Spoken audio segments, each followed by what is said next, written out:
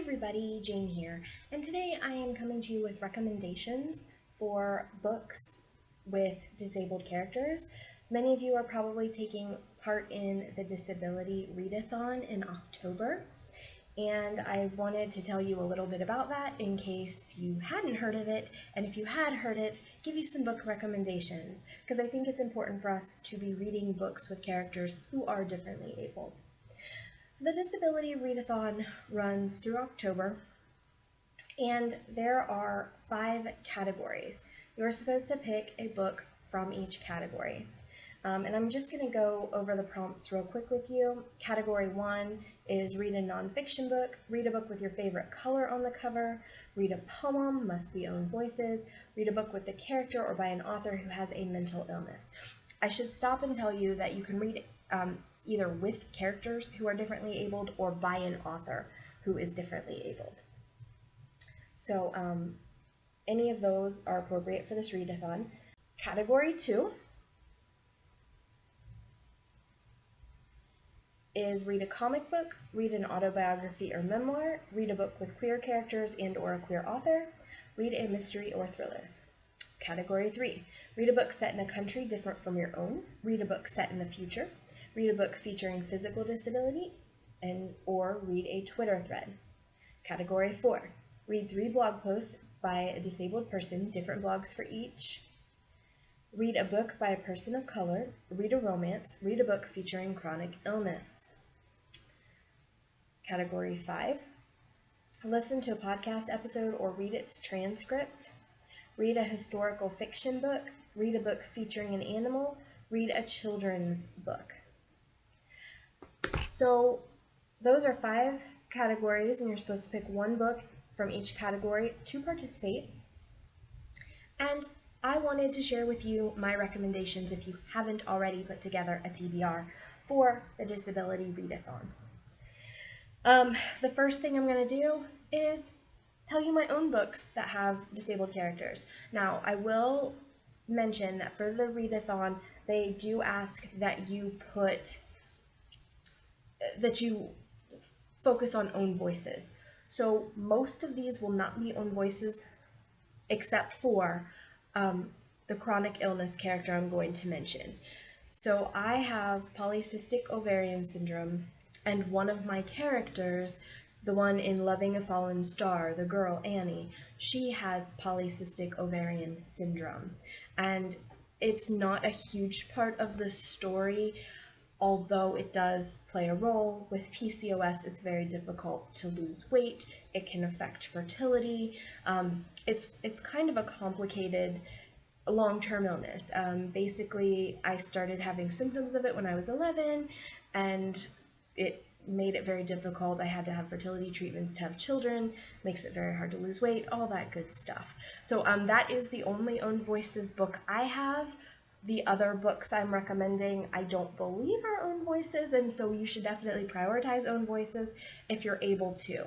However, if you can't find a book in a category and one of mine or the recommendations here seems like it would work for you, that is acceptable in the readathon, but I did just want to point out they do ask that you look for and focus on own voices. So the first book I'm going to be recommending is my novella, Loving a Fallen Star. And this is about Annie, who has polycystic ovarian syndrome and so is having a lot of trouble getting pregnant. She is married and her husband asks her for a divorce because he wants a family, he wants things that she just can't give him. She moves to a small town where she meets Vincent. Vincent has been disfigured in a fire, and he doesn't expect to fall in love because who could ever love somebody who looks like him? Annie, fortunately, can see past the scarring and see that Vincent is a wonderful person. However, Vincent has a secret, and when he reveals that secret, their love may not be able to survive it. Okay, so that's Loving a Fallen Star, and that is the only book I have that has Own Voices rep, and again, that's polycystic ovarian syndrome, which is a chronic illness. So the next book I recommend is Wedding the Widow, and that is by Jane B. Knight. And this book features Augustus and Charlotte, and Charlotte has come from Boston. Golly, I wrote this a long time ago, so I'm like trying to remember. Boston. Charlotte has come from Boston on the Wagons West, so this is a historical, and her husband dies. She goes to the preacher of the town and says, "Hey, I'm kind of in a pickle. I'm pregnant. I don't want to continue on this journey. Can you find me a husband to help me out?" And the preacher hooks her up. Hooks her up sounds awful vulgar. Introduces her to Augustus, who is an amputee. And they fall in love, and also he has a lot of issues because of his amputation and fear of not being loved because of it. His girlfriend had left him, previous girlfriend had left him because of it, so it was a huge issue for him. Book number 3 is The Alfas Nice, also by Jane B. Knight. The Alfas Niece is about Cyrus, and remember, Cyrus is an amputee after the Civil War. He came back from the Civil War with an amputation. He is a werewolf, but for my books, they're closer to, I would say, historical with a little bit of magic thrown in. The werewolf thing is not a huge deal in the book, other than for setting. It's kind of important for setting and also for some of the things that Cyrus goes through. Can he contribute to the pack as a three-legged wolf? Anyway, Remember has PTSD. She was raped and became pregnant, and she is going through a lot of issues with that. Her uncle, to prevent her from being forced into a marriage with her rapist, her uncle sets up a marriage to Cyrus, our amputee from the Civil War. Remember moves away from her family and marries this stranger and falls in love with him ultimately. It's one of those arranged marriage stories. So if arranged marriage and romance and historical romance are your trope, you might check it out and might enjoy it. All right, the next book on my list is by Emma Ryland Ballard, and it is Road of Faith. This one is about a man who comes home from the war, the current war like Afghanistan, and he has been paralyzed. He's in a wheelchair, and his fiance breaks up with him, so he returns home to his parents' house and kind of re-meets and falls for the girl next door. The next book on my list is Aniyah Song by Katherine Anderson. Aniyah Song is about a girl who is deaf, but they don't realize that she's deaf, and everybody thinks that she's mentally handicapped. She becomes pregnant after a rape, and the brother of her rapist marries her so that she can have a home and a name and everything for her son or daughter. I don't remember if she has a son or daughter. Honestly, it's been a minute since I read that book. And he realizes that she's deaf, and they fall in love after they learn to communicate. It was a really touching story. There are, I will say, a couple things to note in that story. Obvious trigger warnings for rape. The scene in the beginning is a bit hard to read when that happens to her. And number 2, that one is a fairly steamy book, maybe to the point of, if you're not into steamy or if you're going to be kind of id out, that may be one to skip. I did enjoy reading it, and it sticks out in my mind as a book I really liked, but I do remember there being some sexual things in it that were a little bit too much for me.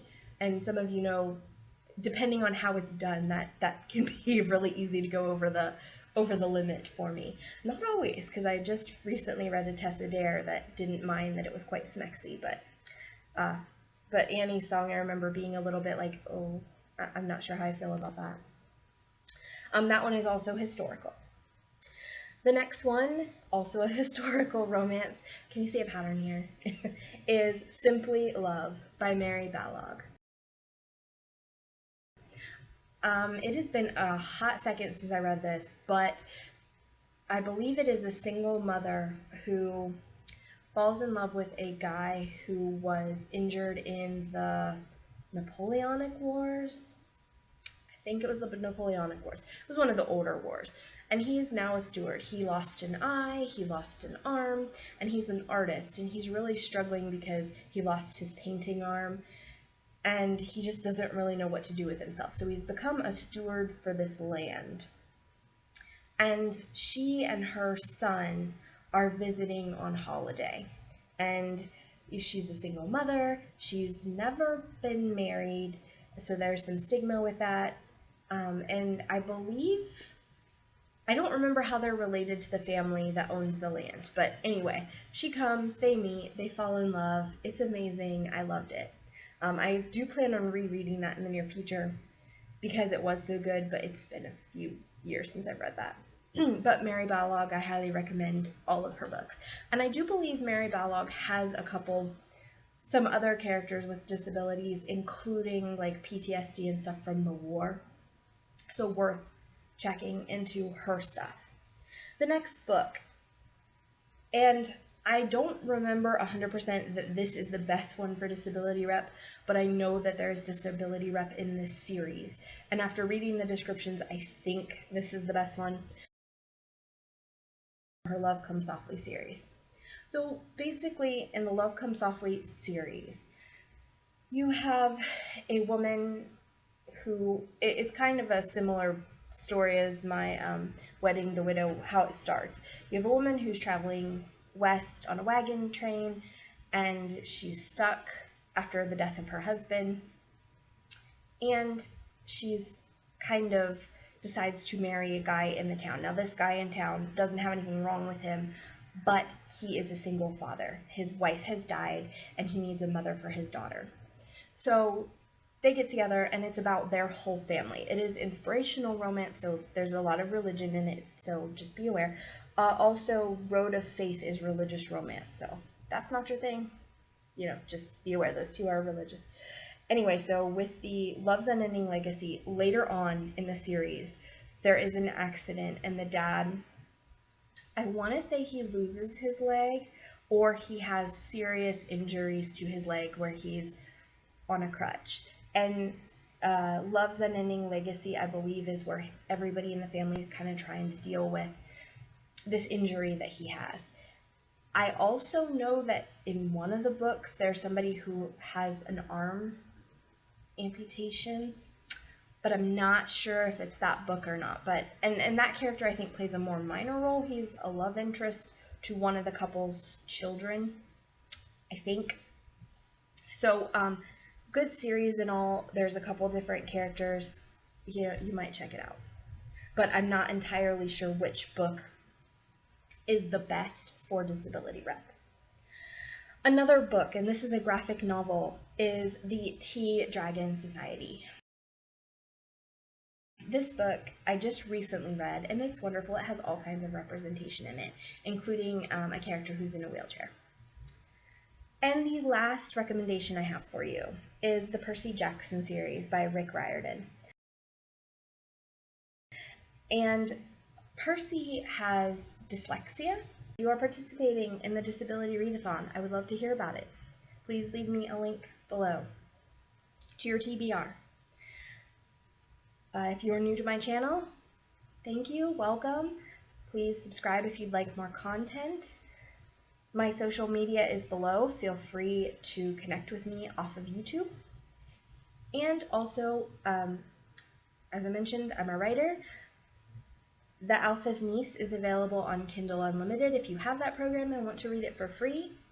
Wedding the Widow and Loving a Fallen Star are available pretty much everywhere. They're on Smashwords and Amazon and Barnes & Noble and Nook and, Barnes & Noble and Kobo. Not Nook, sorry. Nook is the machine for Barnes & Noble.